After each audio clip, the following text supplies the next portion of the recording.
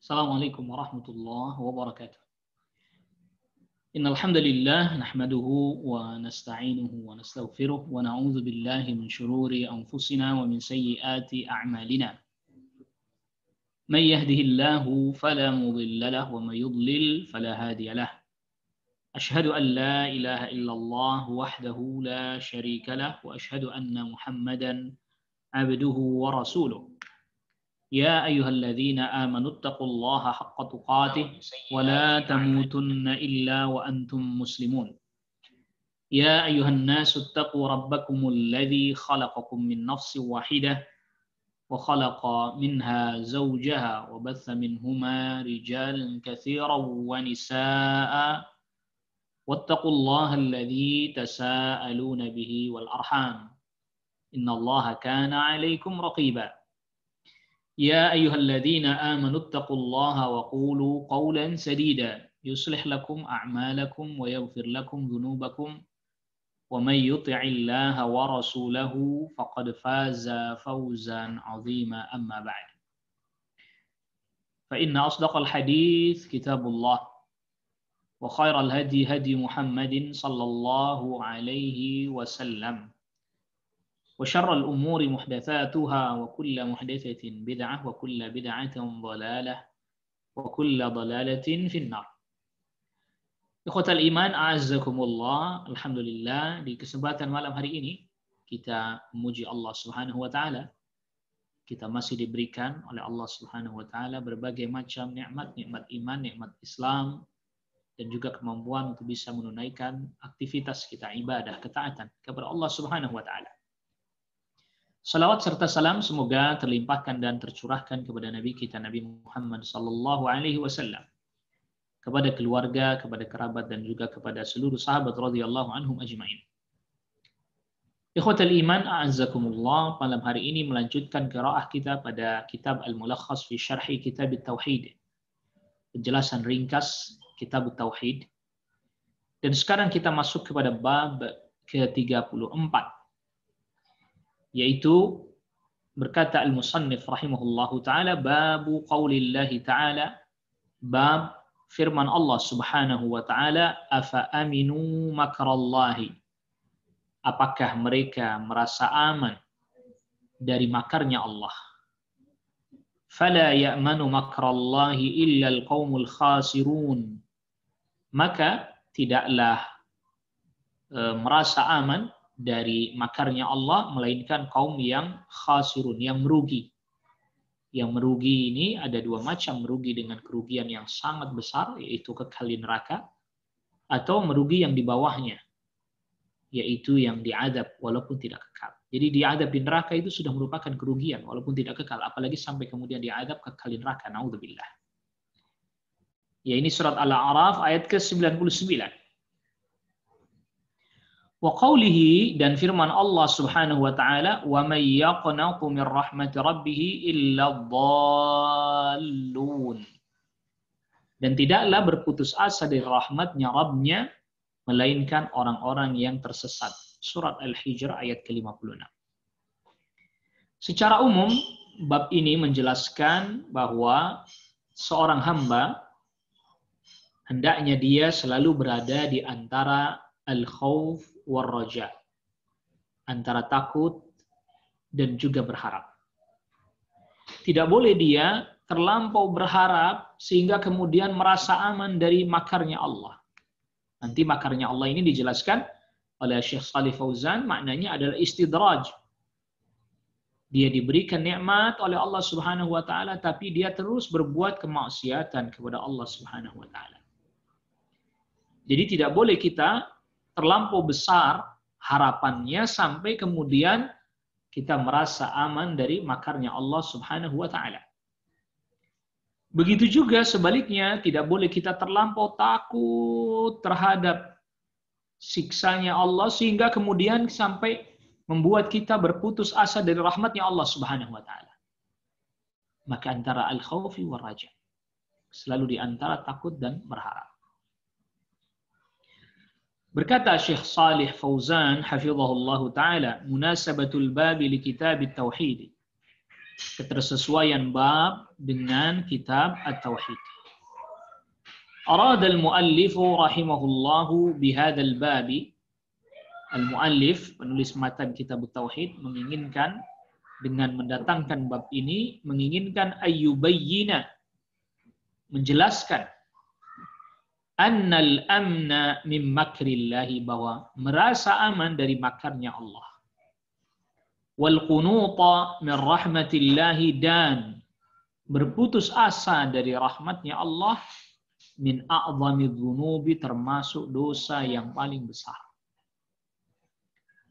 Wa anna kulla minhuma, dan sesungguhnya masing-masing dari berputus asa, merasa aman dari rahmatnya Allah dan berputus asa, merasa aman dari makarnya Allah dan berputus asa dari rahmatnya Allah, keduanya yunafi kamalat tauhid. Keduanya bertentangan dengan kesempurnaan tauhid. Wa annahu, dan sesungguhnya yajibu 'alal mu'min, wajib bagi seorang mukmin, ayyajma'a, mengumpulkan bainal khaufi, antara takut, war raja'i, dan berharap. Jadi seorang mukmin hendaknya dia selalu berada di antara al-khauf, takut dari makarnya Allah, war raja', dan berharap rahmatnya Allah Subhanahu wa taala. Jadi tidak boleh dia berat sebelah, terlampau berharap sampai pada tahapan merasa aman dari makarnya Allah, nggak diperkenankan. Terlampau takut sampai pada tahap berputus asa dari rahmatnya Allah, ini juga tidak diperkenankan. Makrullahi, makarnya Allah. Apa yang dimaksud dengan makarnya Allah? Istidrajuhul abda bin ni'ami. Allah Subhanahu wa taala istidraj, itu memberikan terus-menerus kepada hamba nikmat. Idza asa, tatkala hamba tersebut berbuat maksiat. Makin maksiat, malah makin ditambah nikmatnya. Wa imla'uhu lahu, dan Allah Subhanahu wa taala memberikan penangguhan waktu padanya, tentu pada waktu yang telah Allah tetapkan. Hatta ya'khudahu, sehingga Allah kemudian nanti menghukumnya, akhdza azizin muqtadir, sebagaimana menghukumnya Allah yang maha perkasa lagi maha kuasa. Jadi maksudnya makrullah adalah orang ini berbuat maksiat tapi terus nikmat diberikan kepadanya terus menerus, nikmat ditambah terus. Sampai dia merasa aman dari makarnya Allah, lalu kemudian Allah Subhanahu wa taala cabut semua nikmat itu, dia dimatikan dalam keadaan kemaksiatan, naudzubillah, dan akhirnya di akhirat dia diadab dengan azab yang berat, waliyadzubillah. Nasallallahu alaihi wasallam. Al-khasirun, maknanya di sini Asy-Syaikh memaknai dengan al-halikun, orang-orang yang binasa. Tidaklah merasa aman dari makarnya Allah, melainkan kaum yang binasa. Yaqnatu, al-qunutu istib'adul faraj wal ya'si minhu. Al-qunut artinya adalah menganggap jauh adanya kelapangan dan berputus asa darinya. Jadi nggak akan adalah kebaikan, nggak akan adalah pertolongan. Ini namanya al-qunut min rahmati rabbih, ya, berputus asa dari rahmatnya Rabbnya, dari Allah Subhanahu wa taala. Ad-dallun al-mukhti'un, itu orang yang keliru. Tariqas shawabi, keliru dari jalan yang benar. Jadi orang yang merasa aman dari siksanya Allah, mereka rugi. Orang yang berputus asa dari rahmatnya Allah, dia masuk ke dalam orang-orang yang tersesat. Yang merugi karena ketika dia merasa aman itu, tiba-tiba Allah Rabbul Alamin mencabut segala nikmat, mematikan dia dalam keadaan na'udzubillah maksiat, lalu kemudian nanti diadab, maka rugi dia. Orang yang putus asa dari rahmatnya Allah sesat karena apa? Karena dia tidak mengetahui bagaimana semestinya berinteraksi dengan Rabbnya Jalla fi'ula yang begitu luas rahmatnya. Nah, maka tadi kita sudah katakan bahwa ini bab ini terkandung di dalamnya agar kita selalu di antara dua keadaan. Al-khauf war-raja, antara takut dan berharap. Jangan sampai terlampau takut membuat kita berputus asa dari rahmatnya Allah. Jangan sampai terlampau berharap sehingga kemudian akhirnya kita merasa aman dari makarnya Allah Subhanahu wa taala. Al-ma'na al-ijmaliyu, makna global. lil ayataini, dua ayat yang disebutkan ini. Yadhkurullahu subhanahu, Allah subhanahu wa ta'ala menyebutkan hala ahlil qura, keadaan satu penduduk negeri, al-mukadzibina lirrusuli, yang mereka mendustakan para utusan. Apa yang membuat mereka mendustakan para utusan? Annalladzi hamalahum ala takdzibihim, bahwa yang mendorong mereka mendustakan para utusan adalah wal amnu, mereka merasa aman, min istidrajillahi lahum, dari istidrajnya Allah kepada mereka. Itu mereka buat maksiat tapi terus diberi nikmat oleh Allah Subhanahu wa taala. Wa adamul khaufi minhu, dan tidak merasa takut dari Allah, kepada Allah, tidak takut kepada Allah Subhanahu wa taala. Sehingga fatamadau fil ma'asi, maka mereka pun terus bersikeras dalam maksiat, wal mukhalafati, dalam hal-hal yang menyelisihi apa yang Allah larang. Wastab'adul istidraja minallahi, dan mereka menganggap jauh, nggak mungkin kita ini diberi istidraj oleh Allah. Wa hadhi halul halikina, inilah keadaan orang-orang yang hancur binasa. Ya, orang merasa aman, lu saya nggak apa-apa, harta saya banyak, ya, dan seterusnya, badan saya sehat. Ya, oleh karena itulah terkadang kita ini disempitkan di sebagian keadaan oleh Allah Subhanahu wa taala, dijadikan kesulitan pada sebagian keadaan kita, justru untuk membuat kita jangan sampai merasa aman dari makarnya Allah Subhanahu wa taala. Maka Nabi sallallahu alaihi wasallam sabdakan, "Idza ahabballahu 'abda ibtalahu." Apabila Allah Subhanahu wa taala mencintai seorang hamba, justru Allah Subhanahu wa taala mengujinya. Sehingga dia jadi tidak merasa aman dari makarnya Allah. Tidak lantas kemudian merasa bahwa dia ini aman-aman aja, nggak akan saya ini mendapatkan hukuman dan seterusnya. Terkadang hal buruk menimpa kita dalam rangka kita jangan sampai kita masuk ke dalam barisan orang-orang yang merugi, yang binasa ini karena merasa aman dari azabnya Allah Subhanahu wa ta'ala, atau dari istidrajnya Allah Subhanahu wa ta'ala. Lalu kemudian wa fil ayati tsaniyati, dan pada ayat yang kedua, yahkillahu an khalilihi Ibrahim, Allah Subhanahu wa taala menceritakan tentang kekasih Allah, itu Nabi Ibrahim alaihi salam. Annahu, bahwa sesungguhnya Nabi Ibrahim alaihi salam, lamma basyarathul malaikatu, ketika para malaikat memberikan kabar gembira biwaladihi, dengan dia, Nabi Ibrahim punya anak Ishaq dari Sarah, yaitu Ishaq alaihi salam. Istab'ada dzalika, maka Nabi Ibrahim menganggap enggak mungkin saya punya anak lagi.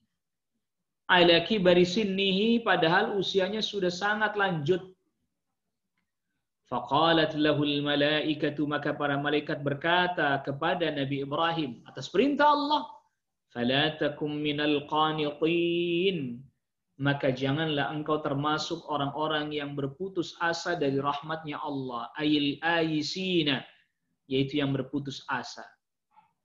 Fa'ajabahum bi'annahu laysa biqanitin, maka Allah pun, ya, ini Allah beritahukan kepada malaikat bahwa Nabi Ibrahim tidak termasuk orang yang berputus asa. Lakinnahu qala dzalika ala wajhi ta'ajjubi, tetapi Nabi Ibrahim alaihissalam mengatakan hal tersebut karena takjub.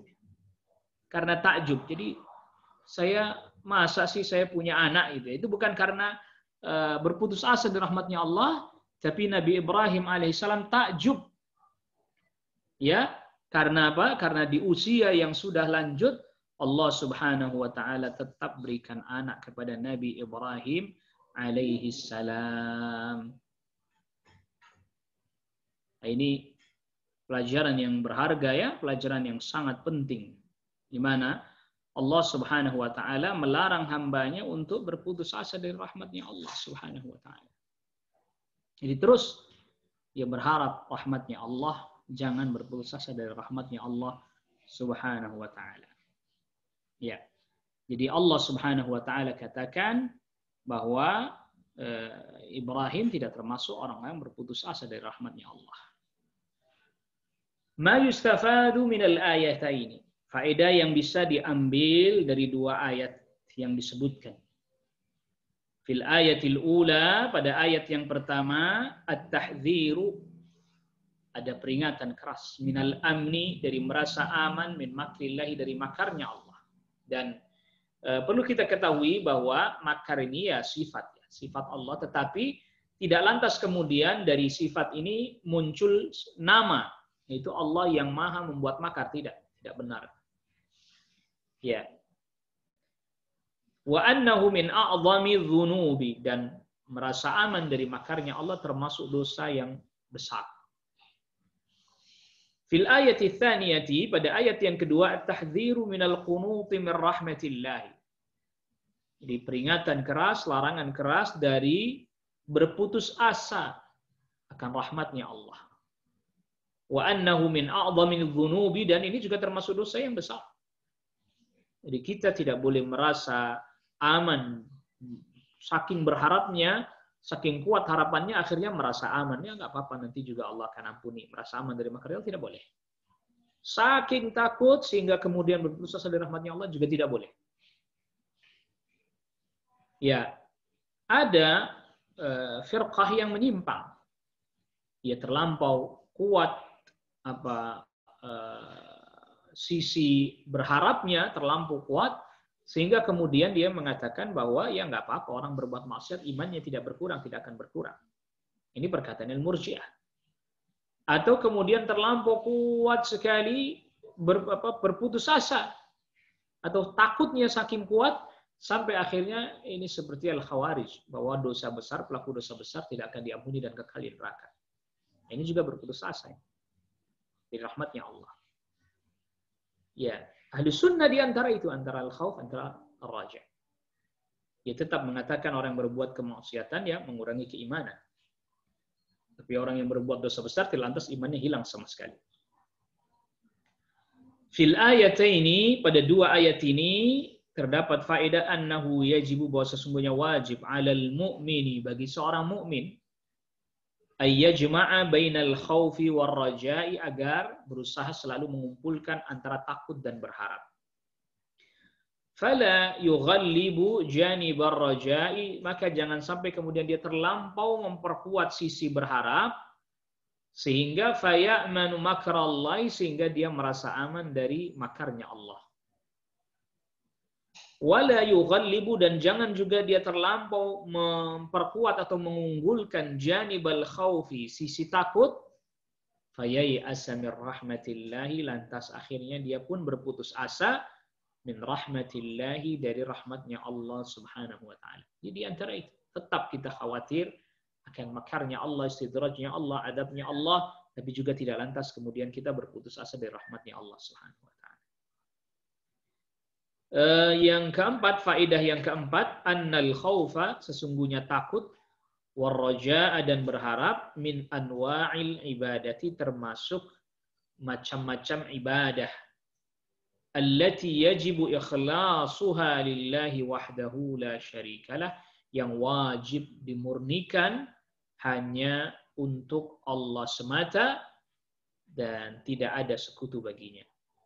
Jadi al-khauf, takut, sebagaimana bab yang sebelumnya, dua bab sebelumnya, takut kepada Allah Subhanahu wa taala. Berharap, menyerahkan segala urusan juga hanya kepada Allah Subhanahu wa taala. Bab sebelumnya bab tawakal. Jadi dalam bab ini dijelaskan bahwa jangan sampai berharap yang berlebihan, melampaui batas sampai kemudian merasa aman dari makarnya Allah Subhanahu wa taala, atau kemudian takut yang berlebihan sampai akhirnya kemudian berputus asa dari rahmatnya Allah Subhanahu wa ta'ala. Ikhwatal iman, a'azzakumullah. Selanjutnya, Asy-Syaikh al-Muallif, penulis kitab matan kitab At-Tauhid, Asy-Syaikh Muhammad bin Abdul Wahhab At-Tamimi An-Najdi rahimahullahu ta'ala, mendatangkan hadis dari sahabat Abdullah ibnu Abbas. Ya, berkata Syekh Al-Muallif rahimahullahu taala wa 'an ibni Abbas, dan dari sahabat Abdullah ibnu Abbas radhiyallahu anhuma, semoga Allah meridai keduanya, yaitu Abdullah dan ayahnya itu Abbas. Anna Rasulullah sallallahu alaihi wasallam su'ila, bahwa Rasulullah sallallahu alaihi wasallam ditanya anil kabairi, tentang dosa-dosa besar. Faqala, lantas Rasul sallallahu alaihi wasallam menjawab, dosa besar adalah yang pertama asyirku billahi, menyekutukan Allah Subhanahu wa taala. Syirik. Wal ya'su, yang kedua, wal ya'su min rauhillahi, berputus asa dari rahmatnya Allah Subhanahu wa taala.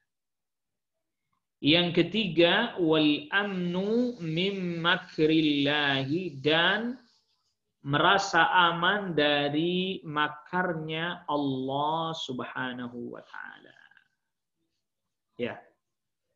Merasa aman dari makarnya Allah Subhanahu wa taala. Ini hadis diriwayatkan oleh Al-Haythami, ya, di dalam Majma' Az-Zawaid, dan juga Al-Bazzar, juga At-Tabarani. Naam. Dan hadis ini juga dibawakan atau dijelaskan oleh Imam Al-Munawi dalam Faydhul Qadir, Syarah Jami' Shaghir, dan Imam Al-Munawi mengatakan atau memberikan tanda bahwa hadis ini derajatnya hasan. Lalu kemudian hadis yang kedua, wa 'an ibni Mas'ud, dan dari sahabat Abdullah bin Mas'ud, qala, berkata sahabat Abdullah bin Mas'ud radhiyallahu anhu, akbarul kabairi al-isyraku billahi, dosa yang paling besar, kalau ini perkataannya Abdullah bin Mas'ud, ya. Dosa yang paling besar adalah yang pertama menyekutukan Allah Subhanahu wa taala. Wal amnu mim makrillahi, lalu kemudian selanjutnya merasa aman dari makarnya Allah.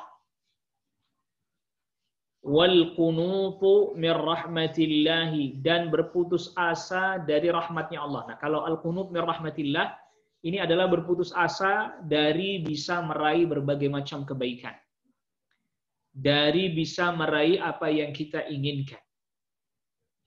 Ya, jadi berputus asa bahwa Allah nggak akan berikan kepada kita kebaikan, Allah tidak akan memberikan kepada kita hal-hal yang bermanfaat yang kita mau, yang kita inginkan. Ini namanya al-qunutu min rahmatillah. Wal ya'su min rauhillahi, dan berputus asa dari rahmatnya Allah juga. Ini kalau yang al-ya'su min rauhillah, ini berputus asa dari kita diangkat musibah yang sedang menimpa, kesulitan yang sedang kita alami. Jadi di sini, di perkataannya sahabat Abdullah bin Mas'ud, perhatikan, yang pertama, dosa besar adalah al-isyraku billah, menyekutukan Allah. Yang kedua, merasa aman dari makarnya Allah. Lalu kemudian, al-qunutu min rahmatillah, wal ya'su min rauhillah disebutkan bersamaan. Ya. Kalau yang di hadisnya sahabat Abdullah bin Abbas, hanya yang disebutkan wal ya'su min rauhillahi, berputus asa dari rahmatnya Allah. Ya. Kalau yang di ayat yang kedua tadi, yang di surat Al-Hijr ayat ke-56, yang disebut adalah wa may yaqnatu min rahmatillahi illa dhallun.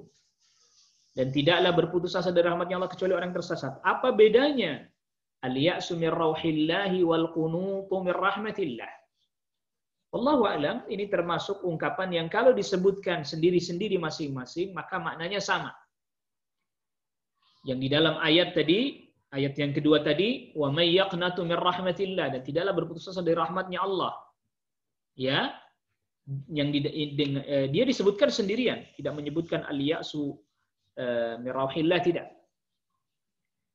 Ya, lalu kemudian yang di dalam hadisnya Abdullah bin Abbas hanya disebut wal ya'su min rauhillah. Enggak disebut yang al-qunutu min rahmatillah, tidak. Ketika disebutkan masing-masing maka maknanya sama, mencakup berputus asa, Allah tidak akan memberikan apa yang kita inginkan. Ya, maknanya sama, al-ya'su min rauhillah wal qunutu min rahmatillah. Berputus asa bahwa kita yang sedang dalam keadaan kesulitan akan diangkat wabahnya atau kesulitannya oleh Allah. Itu al-ya'su min rauhillah. Sama maknanya. Tapi ketika dalam perkataannya sahabat Abdullah bin Mas'ud disebutkan berbeda-beda, al-qunutu min rahmatillah wal ya'su min rauhillah, maka perhatikan, yang al-qunutu min rahmatillah ini berputus asa, ya, berputus asa dari kebaikan-kebaikan yang Allah berikan. Kita berputus asa, Allah nggak akan berikan kebaikan pada kita. Allah nggak akan mengabulkan permintaan kita. Allah tidak akan memenuhi permohonan-permohonan kita. Ini al-qunutu min rahmatillah. Adapun wal ya'su min rauhillah, ini berputus asa bahwa segala kesulitan yang sedang kita alami, kita berputus asa bahwa Allah nggak akan mengangkatnya. Seperti contohnya wabah ini.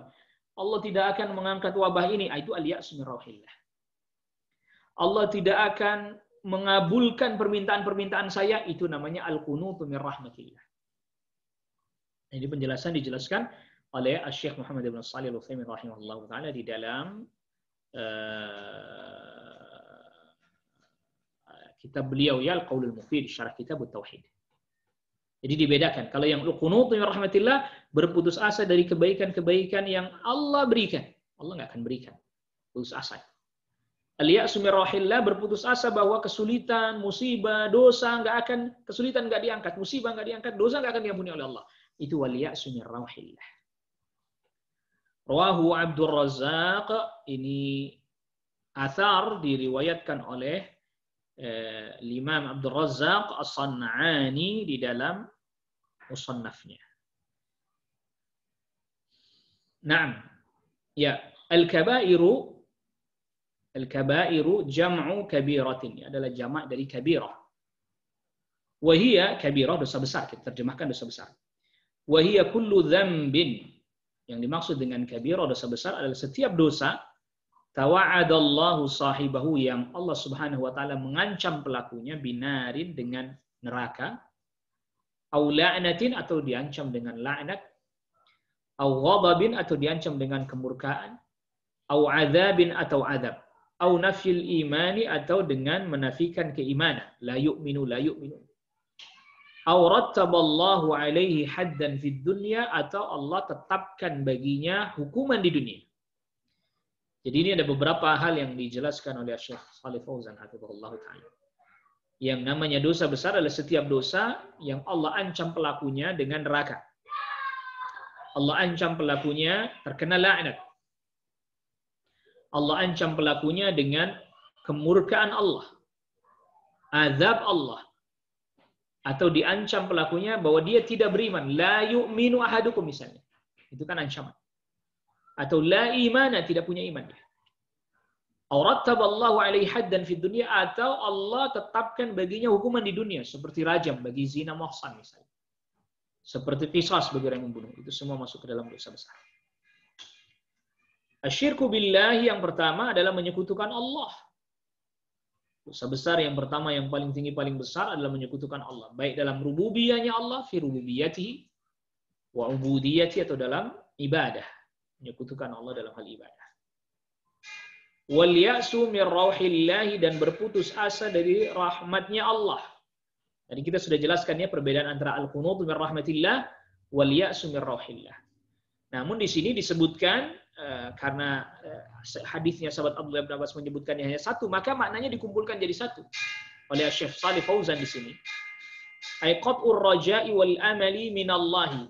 Qat'ur raja', memutus harapan, wal amali, dan ya cita-cita dari Allah Subhanahu wa taala. Fima yarumu, dalam hal yang dia inginkan, wa yaqsidu, yang dia maksudkan, wa yakhafu, dan yang dia takutkan. Nah, ini yang sebenarnya makna al-ya'su min rahmatillah ketika berkumpul dengan al-qunutu min rahmatillah.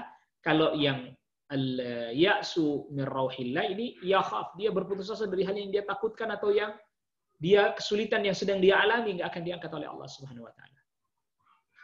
Wa yarjuhu yang dia harapkan. Jadi kalau al-qunutu min rahmatillah itu memutuskan harapan kepada Allah terkait apa yang kita mau, apa yang kita inginkan, apa yang kita harapkan. Tapi kalau al-ya'su min rauhillah, kita berputus asa dari Allah Subhanahu wa taala bahwa Allah tidak akan menjaga kita dari apa yang kita takutkan, mengampuni dosa kita, mengangkat bala yang sedang kita alami, musibah yang sedang terjadi, Allah nggak akan angkat kita berputus asa dari hal itu adalah al-ya'su min rauhillah. Jadi ini ketika dalam perkataannya sahabat Abdullah bin Mas'ud radhiyallahu anhu disebutkan dua-duanya al-qunutu min rahmatillah wal ya'su min rauhillah, maka yang al-qunutu min rahmatillah berputus asa dari apa yang kita harapkan, apa yang kita inginkan agar Allah memberikan kebaikan. Yang al-ya'su min rauhillah kita berputus asa kepada Allah Rabbul Alamin dari kita tidak akan dijaga oleh Allah dari apa yang kita takutkan, apa yang kita khawatirkan. Kita berputus asa bahwa musibah akan diangkat dan seterusnya. Tapi kalau disebutkan hanya satu, maknanya mencakup seluruhnya. Tapi ketika disebutkan dua-duanya, masing-masing memiliki stressing makna yang berbeda-beda. Min makrillahi, merasa aman dari makarnya Allah, ay min istidraji, dari istidrajnya Allah. Istidraj tadi kita sudah sebutkan makna istidraj, diberi terus padahal kita maksiat. Lil addi kepada hamba, au salbihi ma'atahu minal iman, atau dicabut apa yang telah Allah berikan kepada kita, yaitu berupa keimanan. Ini juga termasuk na'udzubillah ya. Jadi kita beriman, lalu kemudian dicabut keimanan dari diri kita oleh Allah, lalu kita wafat dalam keadaan tidak beriman. Na'udzubillah. Sallallahu alaihi wasallam. Kita tidak boleh merasa aman bahwa kita pasti wafatnya dalam keadaan beriman. Tidak boleh merasa aman.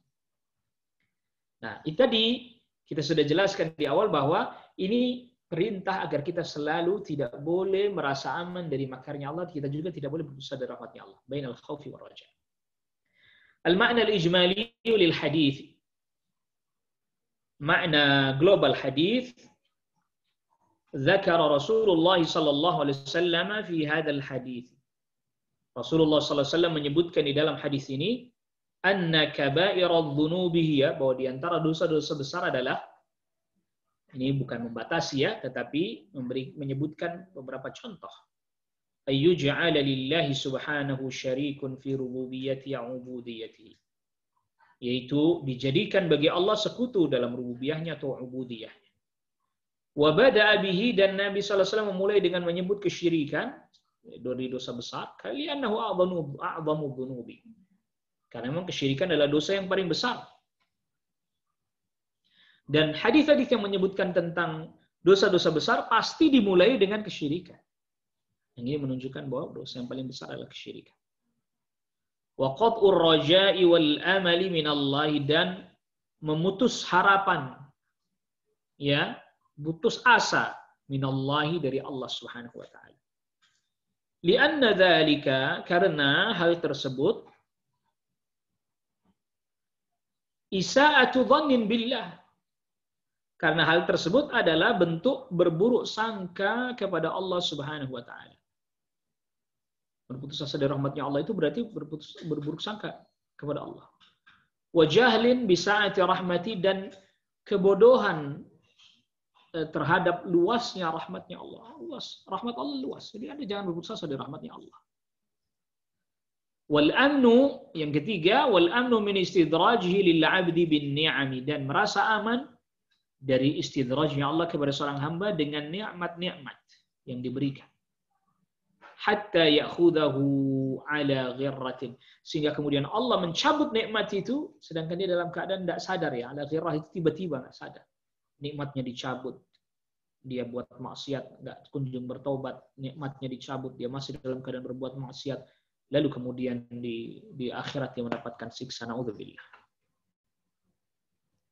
Walaisal muradu bihadzal hadits, dan bukanlah yang dimaksud dengan hadis ini adalah hasral kabairi, membatasi dosa-dosa besar, fima dzakara, hanya sebatas yang disebutkan dalam hadis ini saja, bukan. Karena nanti di hadis yang lain juga menyebutkan dosa besar adalah termasuk durhaka kepada orang tua, sihir, dan seterusnya. Jadi bukan pembatasan pada tiga hal yang disebutkan di sini saja, bukan. Li'annal kabaira, karena dosa-dosa besar kathiratun, banyak. Ya, dosa-dosa besar banyak.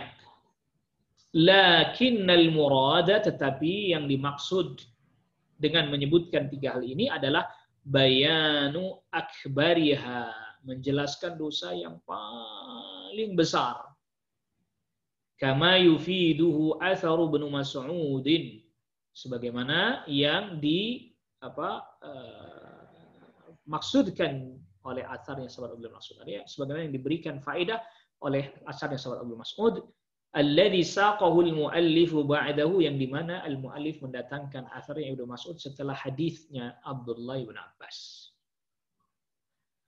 Munasabatul hadits lil babi, ketersesuaian hadis ini dengan judul bab atau dengan bab ini. Jadi ini bab merasa aman dari makarnya Allah dan berputus asa dari rahmatnya Allah. Ini judul babnya. Annahu, bahwa sesungguhnya hadis ini yadullu, menunjukkan ala annal amna min makrillah, bahwa sesungguhnya merasa aman dari makarnya Allah. Wal ya'sa min rahmatihi, dan berputus asa dari rahmatnya Allah. Min kabairil dzunubi, termasuk dosa besar. Ini termasuk amalan hati kan ya. Dia merasa aman dari makarnya Allah, dia berputus asa dari rahmatnya Allah, ini hati. Makanya hati kita itu perlu dilatih, dididik untuk tidak berharap sampai melampaui batas sehingga merasa aman dari makarnya Allah, tidak juga sampai ketakutan sampai berputus asa dari rahmatnya Allah. Ma yustafadu minal hadithi, faedah yang bisa diambil dari hadis. Yang pertama adalah tahrimul amni mim makrillahi, haramnya merasa aman dari makarnya Allah.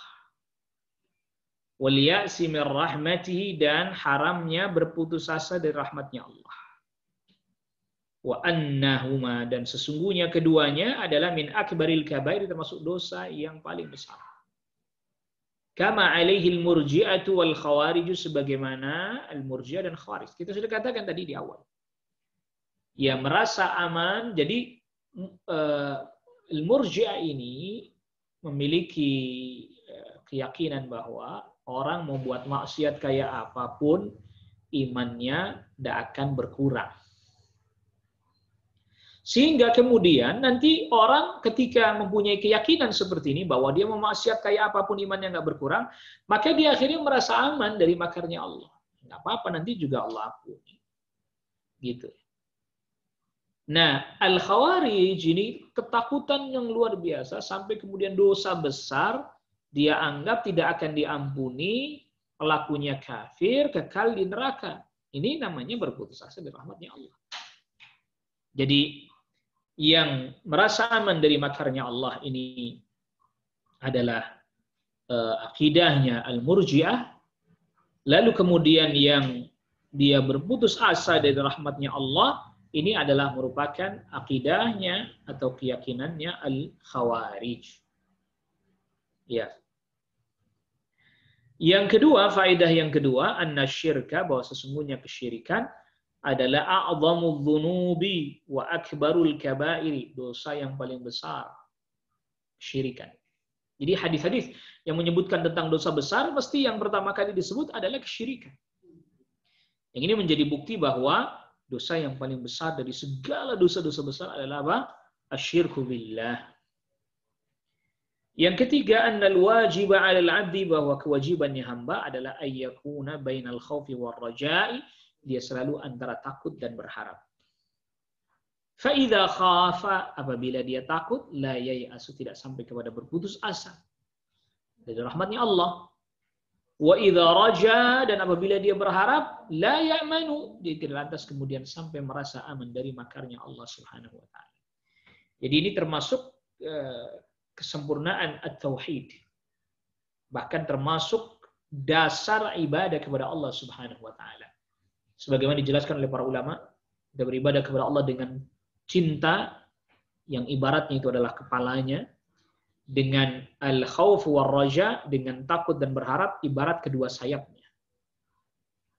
Kalau hanya sekedar takut saja tanpa berharap, maka hanya satu sayap saja, atau sebaliknya. Kalau hanya takut dan berharap tanpa cinta kepada Allah, maka ibarat burung, ada kedua sayapnya tapi tidak ada kepalanya. Tidak bisa hidup. Ya ikhwatal iman, azzakumullah. Kita tidak boleh merasa aman dari makarnya Allah. Sebagaimana juga kita tidak diperkenankan berputus asa dari rahmatnya Allah Subhanahu wa Ta'ala.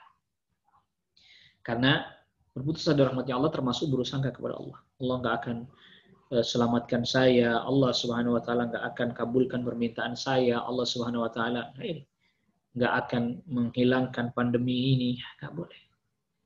Harus terus dimunculkan harapan yang kuat. Husnul dhanni billah, dengan menjaga dan terus berusaha berdoa, mohon kepada Allah Subhanahu wa Ta'ala memperbaiki ibadah kita, berdoa kepada Allah, mengambil sebab yang diperkenankan, sebab baik sebab syar'i, baik sebab kauni, insyaallah. Jadi bagaimana orang itu sikap optimismenya dibangun atas dasar cinta kepada Allah, takut dan berharap kepada Allah. Jadi di sini ada satu hal yang perlu kita pahami, bagaimana syariat, bagaimana Allah Rabbul Alamin mengajarkan kepada hamba komposisi yang tepat dari amalan hati. Tidak berlebihan pada satu sisi, ya, tidak juga lantas kemudian kurang di sisi yang lain. Tetapi pada komposisi yang tepat antara cinta kepada Allah Subhanahu wa Ta'ala, antara takut kepada Allah Subhanahu wa Ta'ala, dan berharap kepada Allah Subhanahu wa Ta'ala. Komposisi yang tepat. Oleh karena itu ibadah yang disyariatkan kepada kita itu berisikan itu semuanya. Menunjukkan kecintaan kita kepada Allah, agar kita semakin cinta kepada Allah, maka kita menyebut nama Allah, sifat Allah, keagungan Allah, kebesaran Allah Subhanahu wa Ta'ala. Kita berharap kepada Allah, disebutlah tentang rahmatnya Allah. Kita pun mohon syurga kepada Allah Rabbul Alamin.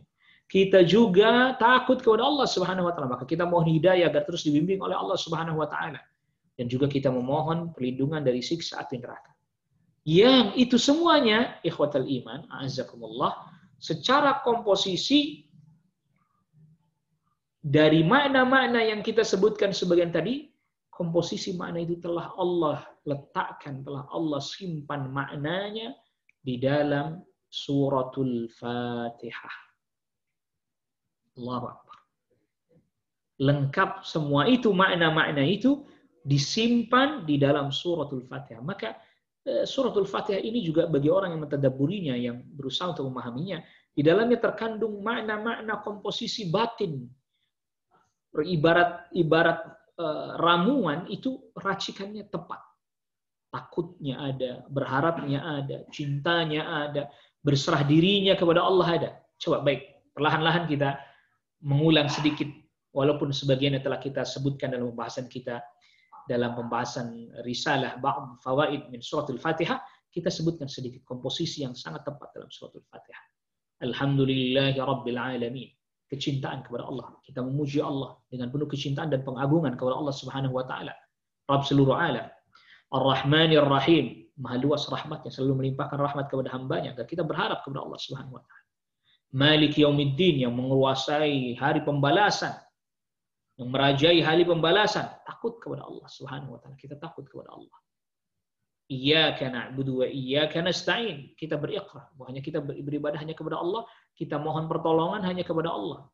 Menyerahkan tawakal, menyerahkan segala urusan hanya kepada Allah. Wa iyyaka nasta'in. Lalu kemudian kita juga selalu khawatir, kita selalu butuh bimbingan Allah Rabbul Alamin. Kita khawatir kita tersesat dan seterusnya. Maka kita mohon kepada Allah, ihdinas siratal mustaqim. Ya Allah, berikanlah petunjuk kepada kami jalan yang lurus. Jangan sampai kami kemudian masuk ke dalam golongan orang-orang yang dimurkai. Jangan sampai kemudian kami juga masuk ke dalam golongan orang-orang yang sesat. Itu berangkat dari kecintaan, takut dan berharap juga kepada Allah. Cinta kepada Allah, bahwa hanya Allah yang memberikan hidayah. Cinta berharap kepada Allah, Allah terus membimbing kita. Takut kita jangan sampai kemudian kita disesatkan masuk ke dalam golongan orang-orang yang dimurkai atau orang yang sesat. Ghairil maghdubi alaihim siratal ladzina an'amta alaihim. Itu jalannya orang-orang yang kau telah beri nikmat kepada mereka. Ghairil maghdubi alaihim, bukan jalannya orang yang dimurkai Yahudi. Waladhdallin, dan juga bukannya orang yang jalannya orang tersesat itu An-Nasara. Lihat komposisi yang sangat indah dari komposisi amal al-qulub, amalan-amalan hati. Allah Rabbul Alamin jadikan itu di dalam suratul Fatihah. Ikhwatal iman, azakumullah. Jadi sampai hati kita pun dididik oleh Allah Rabbul Alamin, dan itu semua makna-maknanya terkandung di dalam Al-Quran dan terutama di dalam surat Al-Fatihah. Nah, ikhwatal iman, a'azzakumullah. Ini bab yang kita bahas kali ini tidak begitu panjang, tetapi semoga faedah-faedahnya bisa kita ambil dan bisa kita serap.